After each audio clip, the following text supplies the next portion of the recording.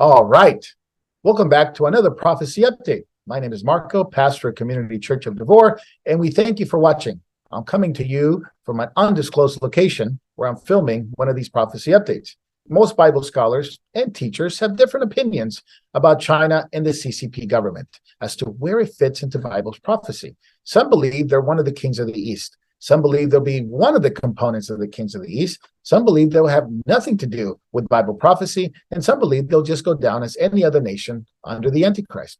Whatever the case may be, the CCP has been at the forefront of today's news in terms of wars and rumors of wars, economic power, viruses, human rights, and for a long time, the persecution of Bible-believing Christians. Since the Communist Revolution and the Cultural Revolution, they have imprisoned and persecuted millions of people. And it's been reported they persecuted millions of people from Mao to the new Mao, Xi Jinping. The CCP has governed China like an iron-like fist. Things that they have implemented over the years, perhaps you've heard of these, devastating farming policies, the infamous one-child policies, from social credit score to digital currency to the new surveillance to artificial intelligence, and they seem to be winning that war, according to many analysts. The CCP has been a force to be reckoned with, and they have been given carte blanche by the governments of the world and the organizations of the world, like the World Health Organization, the United Nations, the World Economic Forum. They have been touted and recognized as the model for the new horizon for the new future of humanity. The focus of this video is to deal with their financial crisis, their food crisis, and the population crisis. Now, let's begin with the population crisis. China is officially going down in populations. Massive amount, dropped by almost 1 million people compared to last year, and its situation is very worrisome to the CCP and to Xi Jinping. Not only how it will affect China's economy, but how it will affect the rest of the world. So what's going on? A big fluctuation in China's population and will affect quite a number of people. Late last year, China released the population numbers, and for the first time in several generations, it was lower than the previous year, almost by 1 million people lower. The population was reduced by more than the population of Helsinki, Oslo, Antwerp, in a downward trend. No doubt many experts believe it's only the beginning.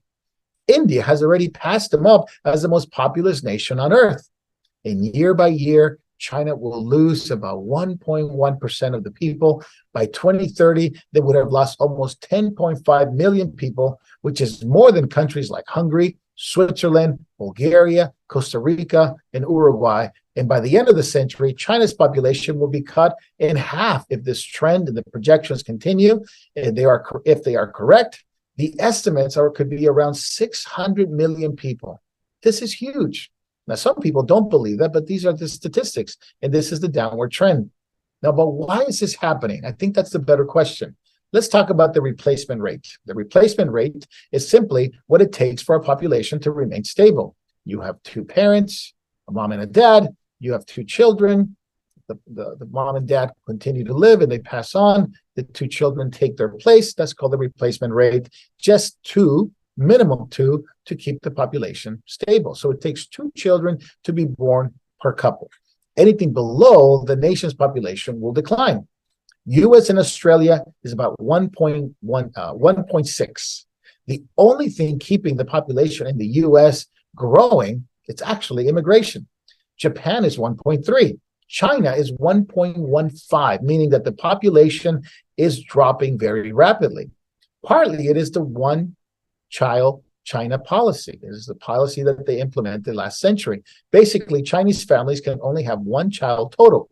It was done to restrain the population explosion, and there were many things implemented like abortion and things like that kept the population from explosion, they said, because they just couldn't handle it. No, that law ended in 2016, and the families haven't had many children since. And after the law was taken away, the population in China is rapidly aging, with fewer citizens being born. But why? Why aren't they having many children? There is no law against it anymore. So the answer is very simply, they've gotten used to it, and the Chinese population or the society, they don't want to have many children. China's economy is based on growth. trading, wages, quality of life, and the expectation that life will get better and better each generation. That reality is starting to change, though. China's economy has been booming for quite a number of years, but now it's been slowing down considerably, and the quality of life has plateaued, and it's already been happening way before the lockdowns. So it wasn't because of the lockdowns, it happened before. So families don't see life as a better life for their children than they had, meaning that their parents expected, and generations before expected their children to have a better life than they had, but that's no longer the case. So millions of Chinese are choosing not to have children, and that creates a vicious cycle. There are less people to grow the economy gets worse, and people choose to have less children, and it creates a vicious cycle. As less and less people want to have children, less and less people enter the workforce, less and less the economy grows, and therefore people don't want to have children because they see an economic downward trend. As you see the vicious cycle, it makes sense. The economic life will only get better if more people are added to the workforce. That's the way it works. So fewer children means that financial growth will slow down and decline. One example is the manufacturing orders. From the US, is down 40 to 50%. From Europe, it's about the same. By 2035, it is estimated that the National Pension Fund of China will be bankrupt, which means a terrible future for China due to mainly the one-child policy that they implemented last century.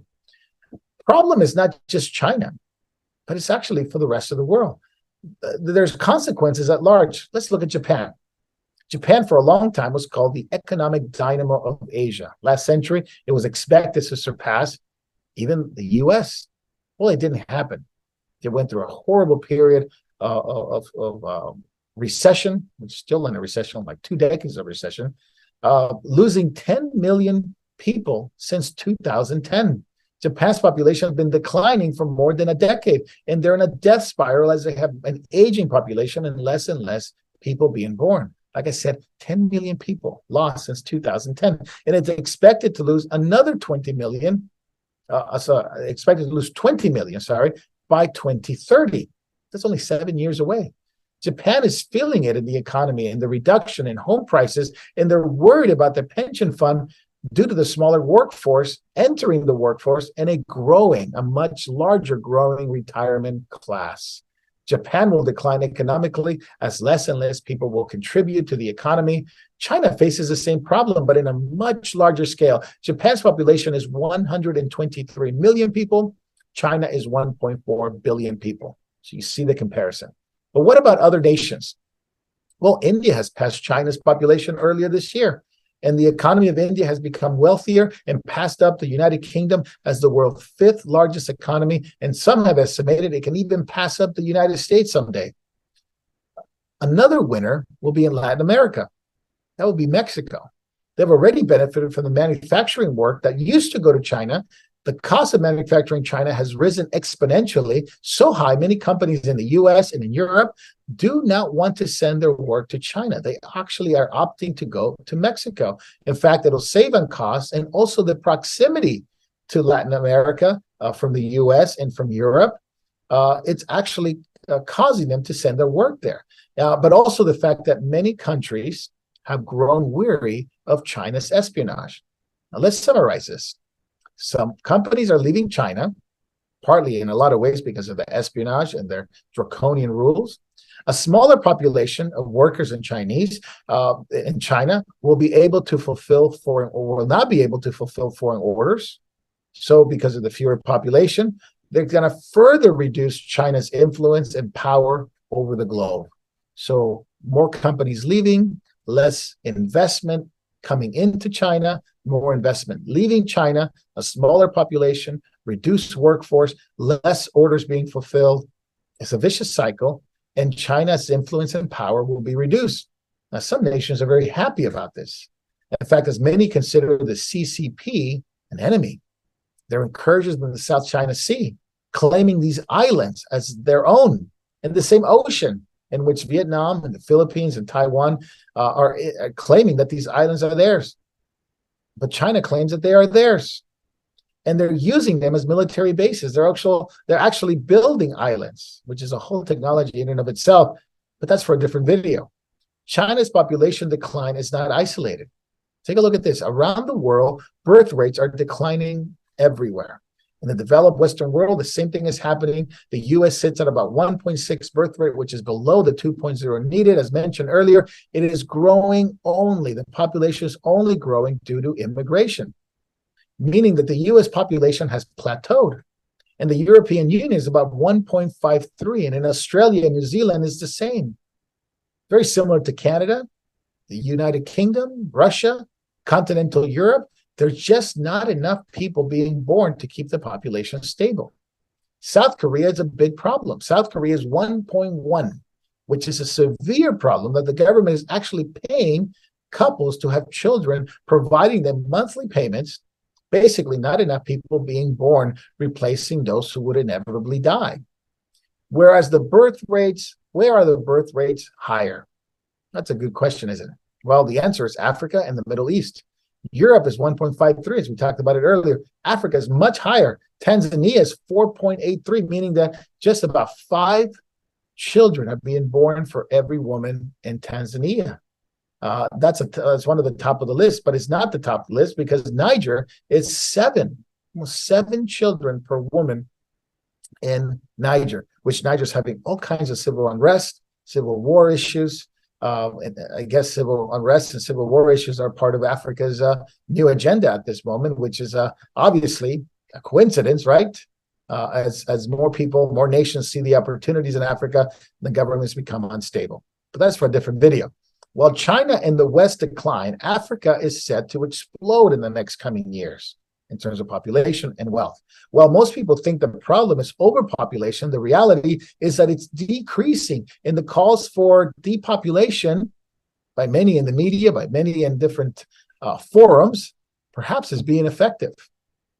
Economy and money and wealth are going to change in the next few decades, and the power is going to shift from the West and East toward the Middle East into Israel, which is a very interesting scenario if you know Bible prophecy. China's in trouble, no doubt. Population, food crisis, economic crisis. Xi Jinping is in trouble. The economy is in trouble. People are protesting, and the military seems to be turning against Xi Jinping.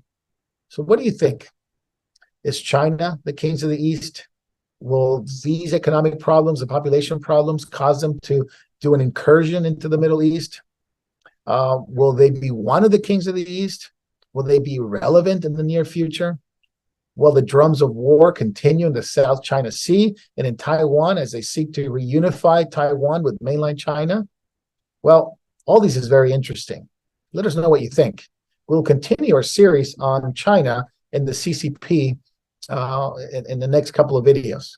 We thank you for watching. And if you want to watch more videos like this regarding Bible prophecy and what's going on in the world today, you can go to our YouTube page, Devore Truth, or visit our website, ccodtruth.org. We also have a Facebook page. We would love to hear from you. Drop us a note and let us know what God is doing in your life.